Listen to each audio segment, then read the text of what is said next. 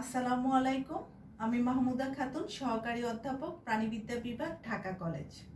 Honours প্রথম বর্ষের প্রিয় শিক্ষার্থীরা, তোমরা কেমন আছো? আশা করি তোমরা সবাই ভালো আছো। ভালো না থাকলেও এ সময় তোমাদের ভালো থাকার চেষ্টা করতে হবে, কারণ আমরা যদি মানসিকভাবে সুস্থ না থাকি তাহলে আমরা এই যুদ্ধে জয়ী হতে পারবো না। আজ আমি অনার্স প্রথম বর্ষের course introduction to zoology course code SCZ 101 এর যে বিষয়টি নিয়ে তোমাদের সাথে আলাপ করব সেটি হলো levels of organisation in organism. আমরা মানুষ, আমরা সৃষ্টির সেরা জীব। এর জন্য রয়েছে আমাদের একটি জটিল স্ট্রাকচার, কারণ আমরা যে কোনো প্রাণীর চেয়ে উন্নত বৈশিষ্ট্যের অধিকারী। আমরা কি কখনো চিন্তা করেছি যে আমাদের এই স্ট্রাকচারটির উৎপত্তি কোথায়, অর্থাৎ এর বেসিস কি দিয়ে গঠিত? যেমন আমাদের চারপাশে অনেক বিল্ডিং রয়েছে। এই বিল্ডিংগুলোর বেসিক উপাদান হলো ইট। ইটগুলো মিলে তৈরি হয় এক ওয়াল, ওয়ালগুলো মিলে মিলে তৈরি করে একটি রুম, রুমগুলো মিলে তৈরি করে একটি ফ্লোর। এভাবে তৈরি হয় একটি বিল্ডিং, অর্থাৎ একটি কমপ্লিট স্ট্রাকচার। ঠিক তেমনি যে কোনো বায়োলজিক্যাল অর্গানিজমের স্ট্রাকচারটি অর্গানাইজ থাকে সিম্পল টু কমপ্লেক্স ফর্মে, অর্থাৎ তাদের স্ট্রাকচারটা সরল থেকে আস্তে আস্তে জটিলের দিকে যায়। তো আমাদের সিলেবাসে সুনির্দিষ্টভাবে 7টি লেভেলের কথা বলা হয়েছে, এবং এই 7টি লেভেল হলো প্রি সেলুলার লেভেল, যেটা হলো biomolecules, subcellular level organelles, cellular level cell, multicellular level tissue, organ system, and lastly organism. আসলে এই লেভেলগুলোতে যাওয়ার আগে চলো আমরা একটু অর্গানিজম সম্পর্কে ধারণা নিই। অর্গানিজম কি? অর্গানিজম বলতে বোঝায় একটি complete living thing with an organised structure, অর্থাৎ যে কোনো লিভিং অর্গানিজম, সে ছোট হোক, বড় হোক, অনুন্নত হোক, উন্নত হোক, তার একটি অর্গানাইজড স্ট্রাকচার থাকবে। রিয়েক্ট টু স্টিমুলি, অর্থাৎ সে বাহ্যিক এবং অভ্যন্তরীণ উদ্দীপনায় সাড়া দিতে পারে। যেমন আমাদের চোখে হঠাৎ করলে খুব বেশি আলো পড়লে আমরা কি করি? চোখটাকে বন্ধ করে ফেলি। রিপ্রোডিউস অ্যান্ড গ্রো, প্রত্যেকটা অর্গানিজম তার বংশবৃদ্ধি করবে এবং ছোট থেকে বড় হবে। অ্যাডাপ্ট টু এনভায়রনমেন্ট, আমরা যে পরিবেশে বাস করি সেই পরিবেশে বসবাসের জন্য আমাদের কিছু ফিজিওলজিক্যাল, কিছু মরফোলজিক্যাল এবং কিছু বিহেভিয়ারাল অ্যাডাপ্টেশন ঘটবে। যেমন মরুভূমির প্রাণীদের একরকম বৈশিষ্ট্য দেখা যায়, আবার শীত প্রধান দেশের প্রাণীদের একরকম বৈশিষ্ট্য দেখা যায়। যেমন উটের কি হচ্ছে, উটের দেখবা অনেক বড় লম্বা পা আছে, এবং এই পা থাকার কারণে তারা যে মরুভূমির উত্তপ্ত বালি, সেই বালি থেকে তাদের দেহটাকে প্রোটেকশন দিতে পারছে। এছাড়া তাদের পিঠে কুঁজ আছে, এবং কুঁজগুলাতে তারা কি করে? ফ্যাট সঞ্চয় করে রাখে। যখন মরুভূমিতে খুব খাবারের স্কারসিটি বা ডেফিসিয়েন্সি দেখা যায়, তখন এই ফ্যাটগুলাকে সে ব্যবহার করে অনেক বড় একটা সময় সার্ভাইভ করতে পারে। তারপর অর্গানিজমের আরেকটা বৈশিষ্ট্য হলো মেনটেন হোমিওস্টেসিস। হোমিওস্টেসিস কি? হোমিওস্টেসিস বলতে বোঝায় আমাদের যে ইন্টারনাল, বিশেষ করে ফিজিক্যাল এবং কেমিক্যাল যে ব্যালেন্সটা, সেটাকে কনস্ট্যান্ট রাখা। যেমন আমাদের কি কনস্ট্যান্ট রাখতে পারে? আমাদের তাপমাত্রা, তারপরে আমাদের বিভিন্ন বডি ফ্লুইডের যে ইলেকট্রোলাইট ব্যালেন্স, সেই ব্যালেন্সটাকে সে কনস্ট্যান্ট রাখতে পারে। আমাদের প্রথম লেভেলটি হচ্ছে প্রি সেলুলার লেভেল, অর্থাৎ বায়োমলিকুল, অর্থাৎ এটি আমাদের কেমিক্যাল লেভেল, এবং কেমিক্যাল লেভেলটা হচ্ছে স্টার্ট হবে আমাদের অ্যাটম দিয়ে। অ্যাটম কি?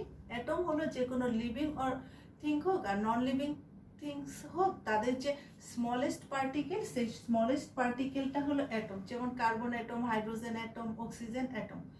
অ্যাটমগুলা আর পরবর্তীতে আর ডিভাইড করতে পারে না। তো একটা অ্যাটমের আবার 3টা পার্ট আছে, আমরা সবাই জানি, ইলেকট্রন, প্রোটন এবং নিউট্রন।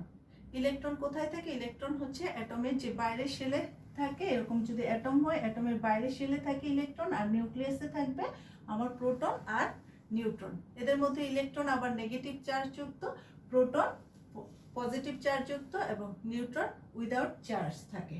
তো এই অ্যাটমগুলোর একটা টেন্ডেন্সি থাকে, তারা ফ্রিলি এক্সিস্ট করে না, তারা একে অন্যের সাথে কি করতে চায়? বাইন্ড করতে চায়। যেমন হচ্ছে কি, কার্বন অক্সিজেনের সাথে বাইন্ড করে কার্বন ডাই অক্সাইড তৈরি করে। তখন যখন অ্যাটমগুলো একজন আরেকজনের সাথে বাইন্ড করে যে জিনিসটা তৈরি করে, সেটাকে বলা হয় মলিকুল। তো এই লিঙ্কেজগুলো কিভাবে থাকে? সে যখন বাইন্ড করে, বাইন্ডিংয়ের লিঙ্কেজটা থাকে আইদার আয়নিক অথবা কোভ্যালেন্ট বন্ডের সাথে, তারা একজন আরেকজনের সাথে লিঙ্ক করে। তো যাই হোক, আমাদের যে ন্যাচারালি অকারিং এলিমেন্ট বা অ্যাটম রয়েছে, 92। এই 92-র মধ্যে আবার আমাদের 16টি এলিমেন্টকে বলা হয় বায়ো এলিমেন্ট, অর্থাৎ এই 16টি হচ্ছে এলিমেন্ট আমাদের বডি গঠনে সাহায্য করে। এদের মধ্যে আবার 6টি আমাদের বডির যে টোটাল 99% ম্যাস, অর্থাৎ বডি ওয়েটের যে টোটাল 99% সেটি আবার 6টি দ্বারা গঠিত হয় এবং এদেরকে বলা হয় 6 মেজর বায়ো এলিমেন্ট। আর 10টি হচ্ছে আমাদের বডির 1% গঠন করে। তো এই 6টি হলো আমাদের অক্সিজেন, যেটা 65% থাকে, কার্বন থাকে 18%, হাইড্রোজেন 10%, নাইট্রোজেন 3%, তারপর আমার ক্যালসিয়াম থাকবে 2%, ফসফরাস থাকবে 1%, টোটাল 99%। তবে এই পার্সেন্টটা অর্গানিজম টু অর্গানিজম অথবা পার্সন টু পার্সন কম বেশি হতে পারে। এছাড়া আমাদের যে 10টি হচ্ছে মাইনর এলিমেন্ট, সেগুলো হলো আমাদের পটাশিয়াম, আমাদের chlorine, manganese, magnesium, copper, zinc, iodine, iron, sodium এবং সালফার। এছাড়া আমাদের দেহে মলিবডেনাম, তারপরে কোবাল্ট, তারপরে সেলিনিয়াম, তারপরে ফ্লোরিন এগুলা থাকে এবং খুবই অল্প পরিমাণে এগুলা থাকে। তো এই অ্যাটমগুলা বা এলিমেন্টগুলা কি করে, এলিমেন্টগুলা একে আরেকজনের সাথে বাইন্ড করে তৈরি করে বায়ো মলিকুল। এই বায়ো মলিকুলগুলো আবার দুই ধরনের, একটি হচ্ছে মাইক্রো মলিকুল আর একটি হচ্ছে ম্যাক্রো মলিকুল। মাইক্রো কথাটার অর্থ কি? মাইক্রো কথাটার অর্থ হলো যাদের মলিকুলার ওয়েট ছোট, অর্থাৎ ওদের যে ওয়েট ওরা ছোট হবে, আর ম্যাক্রো হলে তাদের যে মলিকুলার ওয়েট সেটা হবে বড়। আমাদের মাইক্রো মলিকুলগুলোর মধ্যে রয়েছে আমাদের ওয়াটার, কার্বন ডাইঅক্সাইড, গ্লুকোজ, যার সংকেত হচ্ছে C6H12O6। ম্যাক্রো মলিকুলগুলো সাধারণত পলিমার গঠনের মাধ্যমে তারা ম্যাক্রো মলিকুল গঠন করে। তো আমাদের দেহে যে 4টি বড় বড় ম্যাক্রো মলিকুল রয়েছে সেগুলো হলো কার্বোহাইড্রেট, প্রোটিন, লিপিড এবং নিউক্লিয়িক অ্যাসিড। কার্বোহাইড্রেট কি করে? কার্বোহাইড্রেট আমাদের শরীরে এনার্জি প্রোভাইড করে, এছাড়া আমাদের শরীরে এনার্জি স্টোর করে রাখে। প্রোটিন কি করে? আসলে প্রোটিনের আমাদের বডিতে একটা ডাইভার্স রেঞ্জ অফ ফাংশন আছে।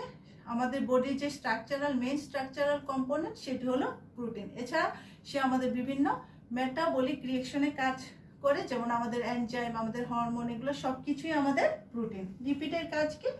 লিপিড আমাদের বডিতে স্টোর থাকে, কেন স্টোর থাকে? আমাদের ফিউচার ইউজের জন্য।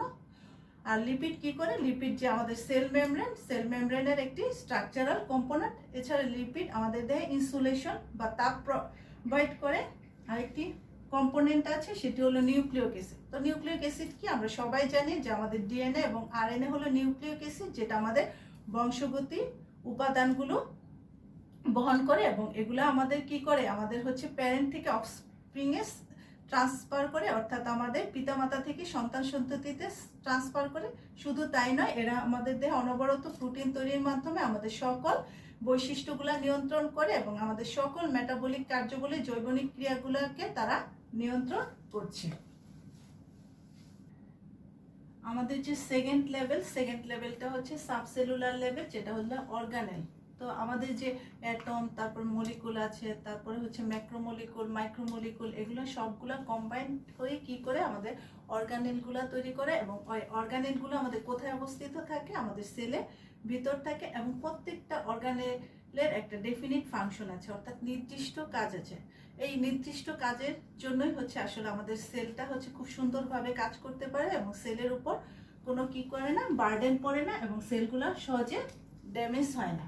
তো আমাদের বডিতে এরকম যে মেইন অর্গানেলগুলো আছে সেলের ভিতর, সেগুলো হচ্ছে মাইটোকন্ড্রিয়াকে বলা হয় আমাদের বডির পাওয়ার হাউস, অর্থাৎ আমাদের সে অনেক শক্তি সাপ্লাই করে। বিশেষ করে আমাদের সেলুলার রেসপিরেশনে মাইটোকন্ড্রিয়া খুব গুরুত্বপূর্ণ ভূমিকা পালন করে।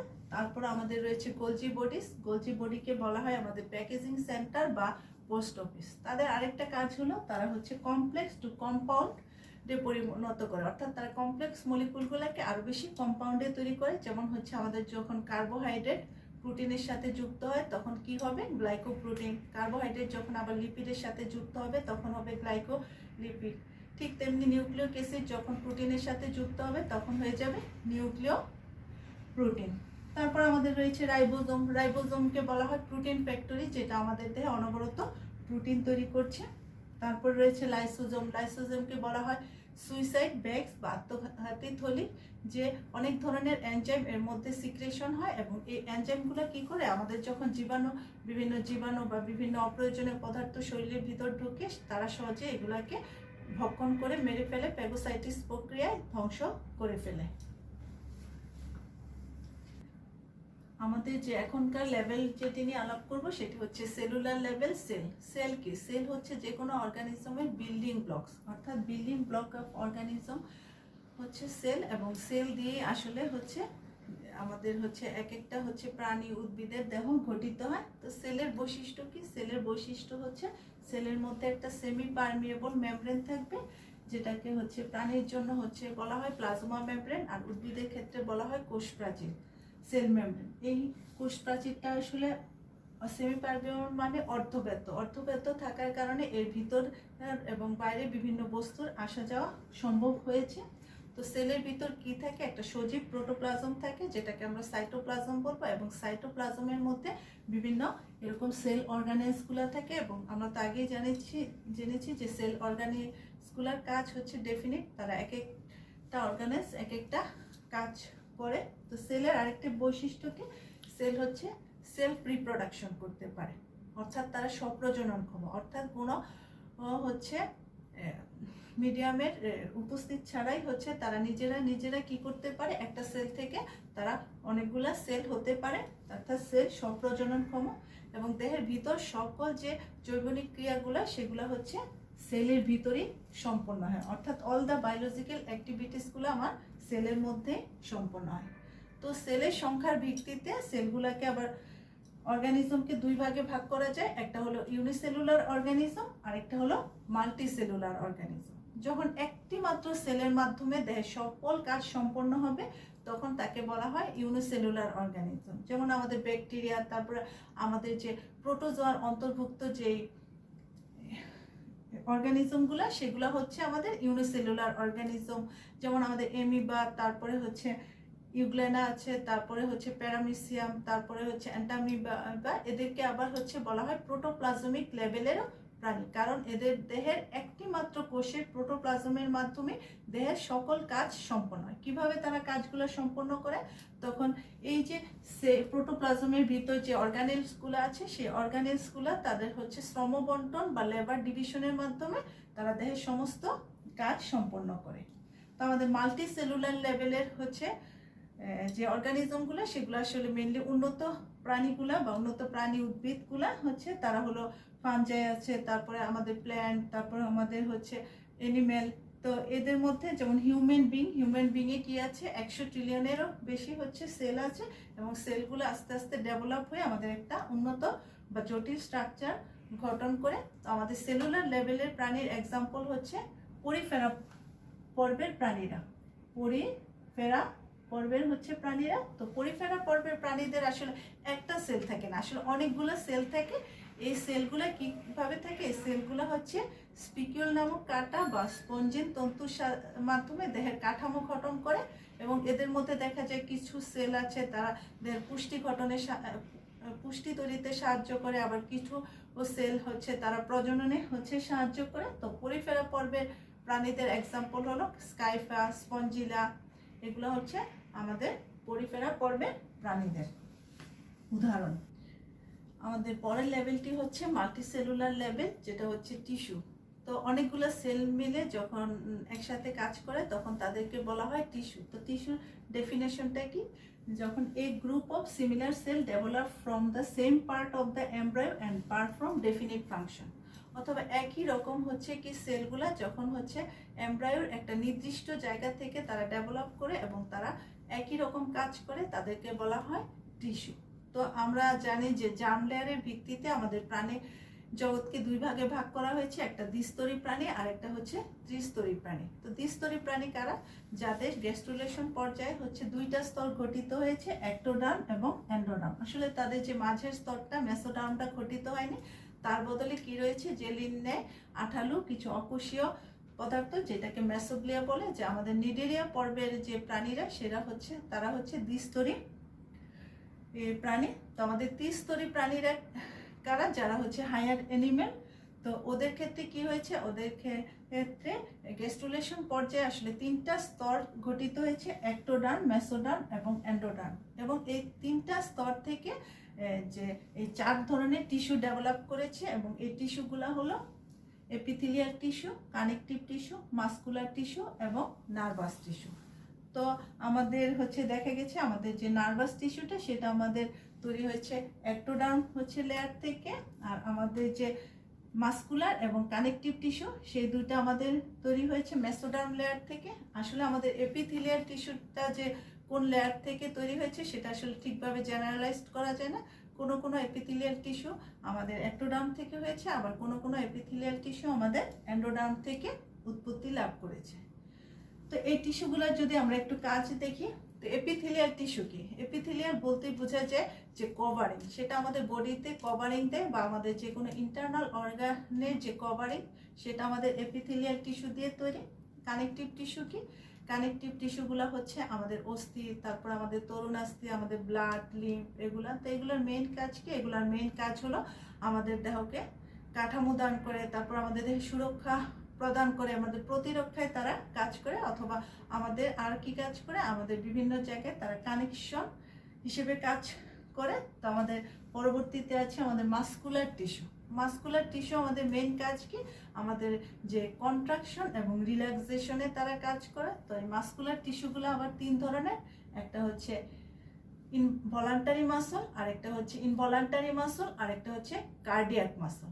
ভলান্টারি মাসলগুলো হচ্ছে কি, যেগুলো আমরা আমাদের নিজের ইচ্ছা অনুযায়ী নড়াচড়া করতে পারবো। যেমন আমাদের কঙ্কালের সাথে যে পেশিগুলো আছে সেগুলোকে বলা হয় আমাদের ভলান্টারি মাসল। ইচ্ছা করলে আমরা আমাদের হাতকে এখন নাড়াতে পারবো। আর ইনভলান্টারি মাসলগুলো কি, যেগুলোকে আমরা আমাদের ইচ্ছা অনুযায়ী রিল্যাক্সেশন, কন্ট্রাকশন করতে পারবো না। যেমন আমাদের যে অন্ত্র আছে, অন্ত্র কি করছে, আমাদের খাবার গ্রহণের ফলে সারাক্ষণ পেরিস্টালসিস প্রক্রিয়াটা তৈরি করছে, এবং এই পেরিস্টালসিস প্রক্রিয়াটা কি আমাদের নিজের ইচ্ছাধীন নয়। তারপরে আমাদের যে কার্ডিয়াক মাসল, আমাদেরকে আসলে সুস্থ থাকার জন্য আমাদের হার্টকে কি সারাক্ষণ পাম্প করতে হচ্ছে, সংকোচন প্রসারণ করতে হচ্ছে, এবং হার্টের মধ্যে আমাদের কার্ডিয়াক মাসলগুলো অবস্থিত। এবং এই কার্ডিয়াক মাসলগুলোও আমাদের ইনভলান্টারি মাসল, এগুলাকে আমরা ইচ্ছা অনুযায়ী নাড়াচাড়া করতে পারি না। তারপরে আমাদের যেই আরেকটি টিস্যু রয়েছে সেটি হচ্ছে নার্ভাস টিস্যু। নার্ভাস টিস্যুগুলো আসলে নিউরন সেল মিলে মিলে নার্ভাস টিস্যুগুলো গঠন করে, এবং এই নার্ভাস টিস্যুগুলোর কাজ হচ্ছে যে কোনো উদ্দীপনায় সে আমাদের রেসপন্স করে। এই নার্ভাস টিস্যুগুলো আমাদের কোথায় অবস্থিত? আমাদের মেনলি ব্রেনে অবস্থিত। তো এই টিস্যু লেভেলের প্রাণী হলো আমাদের নিডিরিয়া পর্বের হচ্ছে প্রাণীরা। তার নিডিরিয়া পর্বের প্রাণীদের এক্সাম্পল হলো হাইড্রা, অবিলিয়া, অরেলিয়া। তো নিডেরিয়া পর্বের প্রাণীদের একদম টিস্যু লেভেলের সূচনা বা প্রারম্ভিক সূচনা বলা হয়। এখানে কি হয়েছে, এখানে যে কতগুলা সেল আছে, বিশেষ করে তাদের যে সংবেদী সেলগুলা, যে স্নায়ু কোষগুলা মিলে মিলে, বা তাদের যে শাখা প্রশাখাগুলো মিলে, যেমন হচ্ছে তাদের এক্সন, ডেনড্রাইট, এগুলো মিলে মিলে স্নায়ু জালক তৈরি করে, এবং এই স্নায়ু জালকগুলা টিস্যুর ন্যায় কাজ করে। তো এই হলো আমাদের হচ্ছে টিস্যু লেভেল। এখন আমরা আমাদের যে লেভেলটি নিয়ে কথা বলবো সেটি হচ্ছে অর্গান। আসলে অনেকগুলো টিস্যু মিলে যখন একসাথে কাজ করবে তাকে হচ্ছে অর্গান বলা হয়। তো অর্গানের ডেফিনেশনটা কি? এ গ্রুপ অফ টিস্যু অথবা ডিফারেন্ট টাইপস অফ হচ্ছে tissue combine to perform a common function, তখন তাকে বলা হয় অর্গান। অর্থাৎ একই ধরনের অথবা বিভিন্ন ধরনের টিস্যু মিলিত হয়ে যখন তারা একটা কমন ফাংশন করবে তখন তাকে বলা হবে অর্গান। তো আমরা আসলে আমাদের অ্যানিমেলসের মধ্যে অনেক ধরনের অর্গান দেখি। এই অর্গানগুলো হচ্ছে আমাদের স্টমাক, পাকস্থলী, লিভার, তারপর আমাদের কিডনি, তারপর আমাদের হার্ট। তো আসলে প্ল্যান্টের মধ্যে আসলে সেরকম ট্রু অর্গান দেখা যায় না। তারপরেও প্ল্যান্টের ক্ষেত্রে যে ফ্লাওয়ার, তারপর ফ্রুট, স্টিম, রুট, এদেরকে অর্গান বলা হয়। তো আমরা যদি আমাদের স্টমাকটির কথাই ধরি, তো স্টমাকটির ক্ষেত্রে আমাদের হচ্ছে পাকস্থলীর ক্ষেত্রে 2টা হচ্ছে প্রান্ত আছে। একটা হচ্ছে প্রক্সিমাল ইন্ড, সম্মুখ প্রান্ত, আর একটা হচ্ছে ডিস্টাল ইন্ড বা পশ্চাৎ প্রান্ত।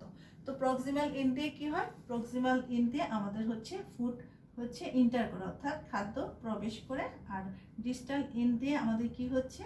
খাদ্য এক্সিট হচ্ছে, বের হচ্ছে। তখন এই খাদ্যের তো একটা জিনিস হয় এখানে। তাহলে আমাদের এই স্টমাকে আসলে মেইনলি 2 ধরনের টিস্যু থাকে। একটা হচ্ছে এপিথেলিয়াল টিস্যু, এপিথেলিয়াল টিস্যু, আর একটা হচ্ছে আমার মাসকুলার টিস্যু। তো এপিথেলিয়াল টিস্যুগুলা স্টমাকের ক্ষেত্রে আবার বলা হয় গ্ল্যান্ডুলার টিস্যু, অর্থাৎ এরা গ্ল্যান্ড লাইক হচ্ছে, বিভিন্ন গ্ল্যান্ড আছে এবং গ্ল্যান্ড থেকে তারা কি সিক্রেশন করে, গ্যাস্ট্রিক জুস সিক্রেশন করে। এই গ্যাস্ট্রিক জুসটা কি করে, এই গ্যাস্ট্রিক জুসটা খাবার কি হচ্ছে একটা খাবারগুলোর সাথে মিশে একটা ঘন স্যুপে পরিণত করে, যাকে আমরা কাইম বলা থাকে।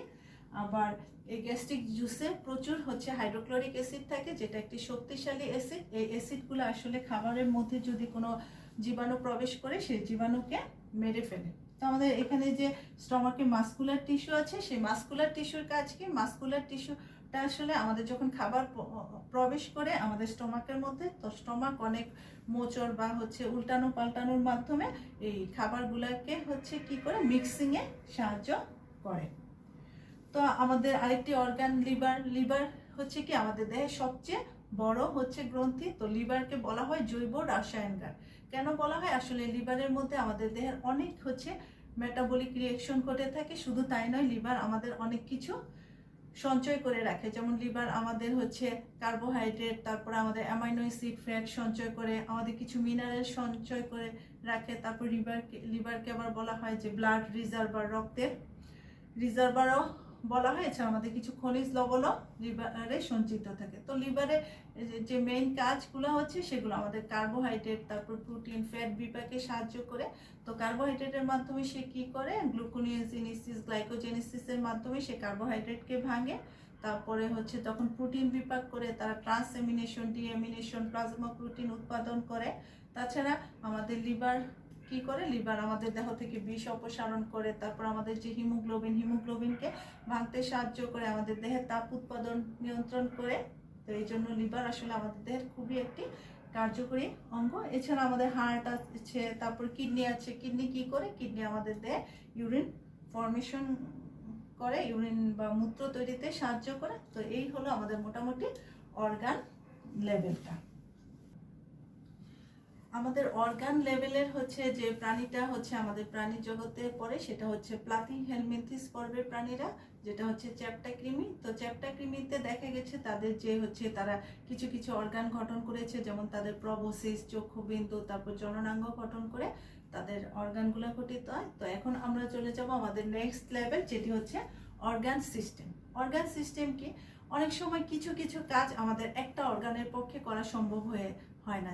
আমরা যখন শ্বাস নিই এবং শ্বাস ছাড়ি, আসলে সেটা আমাদের ফুসফুসের একার পক্ষে করা সম্ভব হয় না। সেক্ষেত্রে আমাদের নাসারন্ধ্র লাগে, আমাদের হচ্ছে শ্বাসনালী, ট্রাকিয়া, তারপর আমাদের ব্রাঙ্কিওল, ব্রঙ্কাস, এগুলো মিলে আসলে আমাদের যে রেসপিরেটরি সিস্টেমটা তৈরি করে। অর্থাৎ যখন অনেকগুলো অর্গানের হচ্ছে পারস্পরিক সহযোগিতার হচ্ছে ফলে শ্রম বন্টনের দ্বারা কোনো শারীরবৃত্তীয় কাজ সুষ্ঠুভাবে সম্পন্ন হয়, তখন তাকে বলা হয় অর্গান সিস্টেম। আর এই অর্গান সিস্টেমগুলো আসলে প্লাথিহেলমিনথিস থেকে আমাদের যে উপরের দিকে যে পর্বগুলো, সবগুলোর মধ্যে অর্গান সিস্টেম দেখা যায়। তো আমাদের বডিতে মোটামুটি 10টা মেজর সিস্টেম রয়েছে। তো সেই সিস্টেমগুলো হচ্ছে ইন্টেগুমেন্টারি সিস্টেম। ইন্টেগুমেন্টারি সিস্টেমটা হলো আমাদের যে ত্বক এবং ত্বক উদ্ভূত বিভিন্ন জিনিস নিয়ে গঠিত, যেমন হচ্ছে কি আমাদের গায়ের লোম, তারপর নখ, তারপর আঁশ, মাথার চুল, শিং, এগুলা নিয়ে গঠিত।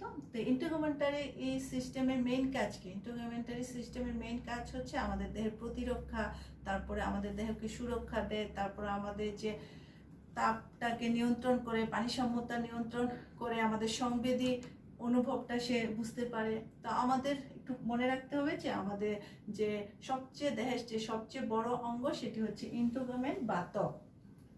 তারপরে রয়েছে আমাদের স্কেলিটাল সিস্টেম। স্কেলিটাল সিস্টেম যে আমাদের আসলে অস্থি এবং তরুণাস্থি দিয়ে গঠিত। এই স্কেলিটাল সিস্টেমের মেইন কাজ কি, মেইন কাজ হলো আমাদের যে কাঠামো দেয়, তারপর আমাদের সুরক্ষা প্রদান করে, আমাদের চলনে সাহায্য করে, ভারসাম্য রক্ষা করে। এছাড়াও তারা আমাদের বিভিন্ন মিনারেলও সঞ্চয় করে।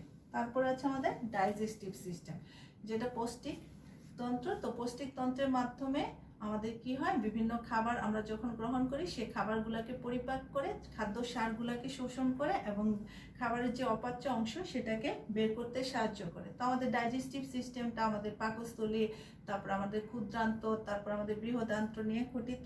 এছাড়া এর সাথে কিছু অ্যাসোসিয়েট গ্ল্যান্ড থাকে, যেমন আমাদের লিভার, অগ্ন্যাশয়, তারপরে আছে রেসপিরেটরি সিস্টেম। তো আমরা আগেই জানলাম যে আমাদের রেসপিরেটরি সিস্টেম কি করে, আমাদের যে অক্সিজেন গ্রহণ এবং কার্বন ডাই অক্সাইড ত্যাগে সাহায্য করে, এবং তারা আমাদের হচ্ছে ফুসফুস, তারপরে আমাদের নাসারন্ধ্র, তারপরে শ্বাসনালী, ব্রঙ্কাস, ব্রঙ্কিউল নিয়ে গঠিত। তারপরে আমাদের আছে সার্কুলেটরি সিস্টেম।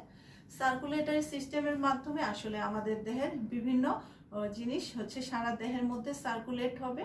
তো এই জিনিসগুলো হচ্ছে আমাদের রক্ত মাধ্যমে কি সার্কুলেট হবে, আমাদের বিভিন্ন শ্বসন gas, oxygen, carbon die oxide, তারপরে আমাদের পুষ্টি পদার্থ, হরমোন, সব কিছুই, তো আমাদের বিভিন্ন টক্সিক পদার্থ, সেগুলোও হচ্ছে সার্কুলেটরি সিস্টেমের মাধ্যমে সার্কুলেট হবে। তো আমাদের হার্ট, তারপর আমাদের রক্ত, বিভিন্ন শিরা, ধমনী নিয়ে আমাদের সার্কুলেটরি সিস্টেমটি গঠিত।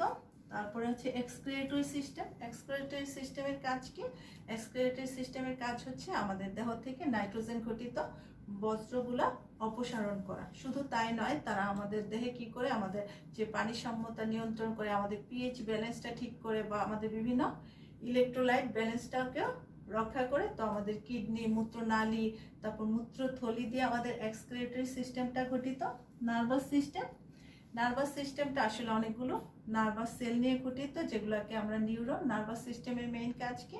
মেইন কাজ হচ্ছে যারা হচ্ছে কি করে, আমাদের বিভিন্ন উদ্দীপনায় হচ্ছে সাড়া দেয় এবং সে অনুযায়ী রেসপন্স করে, এবং রেসপন্স করে আমাদের যে কোনো বুদ্ধিভিত্তিক বা শারীরবৃত্তীয় কার্যগুলো সে নিয়ন্ত্রণ করে।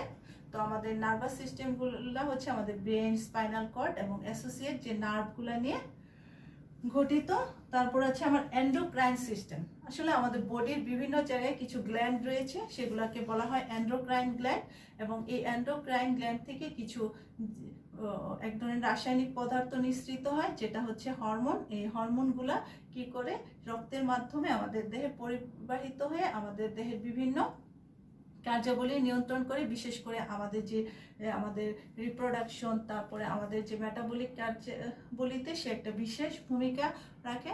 তো আমরা শুনেছি যে আমাদের থাইরয়েড গ্রন্থি থেকে থাইরক্সিন হরমোন নিঃসৃত হয়, যেটা আমাদের বিভিন্ন মেটাবলিক ফাংশনে ভূমিকা রাখে।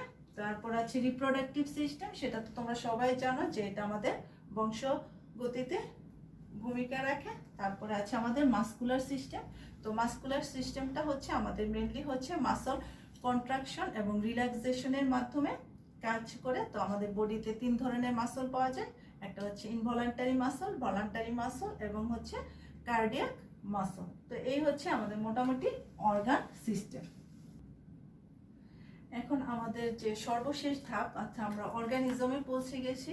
অর্গানিজম কি, যখন এই সবগুলা হচ্ছে লেভেল যখন একসাথে হচ্ছে কাজ করবে এবং কাজ করে কি তৈরি করবে, একটি ক্রিয়েট সিঙ্গল মাল্টিসেলুলার অর্গানিজম। তো এই অর্গানিজমগুলো কি হতে পারে, আমাদের হিউম্যান বিং, প্ল্যান্ট, অ্যানিমেল, অর্থাৎ আমাদের যে বিভিন্ন অর্গান সিস্টেমের পারস্পরিক সহযোগিতার ফলে কি দেহস্থ যে স্থিতিশক্তিকে সেটাকে তারা গতিশক্তিতে রূপান্তর করতে পারে, এবং তারা প্রয়োজনের তাগিদে হচ্ছে অর্থাৎ অস্তিত্ব রক্ষার তাগিদে যখন বংশবৃদ্ধি করতে পারবে, তখনই আমরা তাদেরকে অর্গানিজম বলবো। আর অর্গানিজম হলে অবশ্যই জন্ম এবং মৃত্যু অবধারিত, এটা মেনেই নিতে হবে।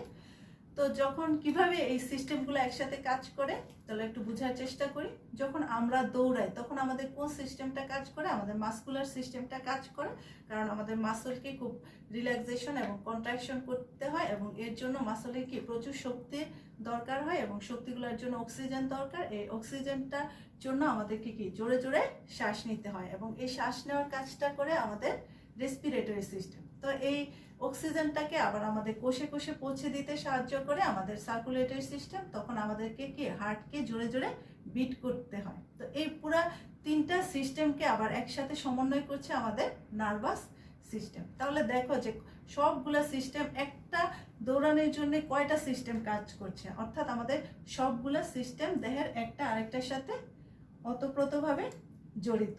তো অর্গানিজমকে আবার বলা হয় ইন্ডিভিজুয়াল। তো আমরা একটু এখন জানবো স্পিসিস কি। স্পিসিস হলো এই গ্রুপ অফ ইন্ডিভিজুয়াল যারা হচ্ছে মরফোলজিক্যাল সিমিলার, অর্থাৎ একদল হচ্ছে জনগোষ্ঠী বা একদল হচ্ছে ইন্ডিভিজুয়াল যারা হচ্ছে দেখতে একই রকম বাট রিপ্রোডাক্টিভলি আইসোলেটেড, কিন্তু তাদের যে হচ্ছে খুব ক্লোজলি রিলেটেড যে গ্রুপ, সেই গ্রুপগুলো থেকে তারা প্রজননিক দৃষ্টিকোণ থেকে আলাদা অ্যান্ড দে ইন্টারব্রিড অ্যামাং সেলফ, এবং তারা তাদের মধ্যে কি করতে পারে, প্রজনন করতে পারে, এবং প্রজননের ফলে যারা যে অফস্প্রিং তৈরি করবে সেটি হবে ফার্টাইল অফস্প্রিং, মানে উর্বর সন্তান দিতে পারে। তাহলে আমরা স্পিসিসের সংজ্ঞাটা আবার একটু বলি, a group of individual which are morphologically similar but reproductively isolated from their relative group, and they interbreed among themselves and produce fertile offspring.